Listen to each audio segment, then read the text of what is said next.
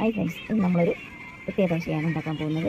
അതിന് ഗോതമ്പ് മാവിലേക്ക് നമുക്ക് ചേർക്കേണ്ട സാധനങ്ങൾ: പെരിഞ്ജീരകം, കറുവപ്പട്ട, നല്ല ജീരകം, ഒരു കഷ്ണം ഇഞ്ചി, കാശ്മീരി മുളക് 1, 2 തണ്ട് കറിവേപ്പില, ഒരു മുറി തേങ്ങ ചിരകിയെടുത്തത്, 2 ഏലക്കായും, പിന്നെ ആവശ്യത്തിനുള്ള ഉപ്പും വെള്ളവും ചേർത്തിട്ട് നല്ലതുപോലെ മിക്സിയിൽ അരച്ചെടുക്കണം. അതിനുശേഷം നമ്മൾ ഗോതമ്പ് മാവിലേക്ക് നമ്മൾ അരച്ചെടുത്ത അരവ് അതിലേക്ക് ഒഴിച്ചതിന് ശേഷം ആവശ്യത്തിനുള്ള ഉപ്പും വെള്ളവും ചേർത്തതിന് ശേഷം നല്ലതുപോലെ ഇളക്കി ചേർത്ത് യോജിപ്പിക്കുക.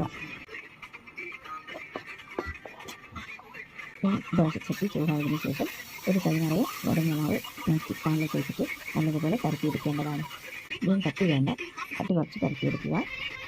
എന്നിട്ട് ചൂടായതിനു ശേഷം തിരിച്ചും മറിച്ചും ഇട്ട് നിങ്ങളുടെ പാകത്തിന് അതിനുശേഷം നല്ലതുപോലെ വെളിച്ചെണ്ണയോ നെയ്യോ എന്തെങ്കിലും ചേർത്തിട്ട് നമുക്ക് കഴിക്കാവുന്നതാണ്.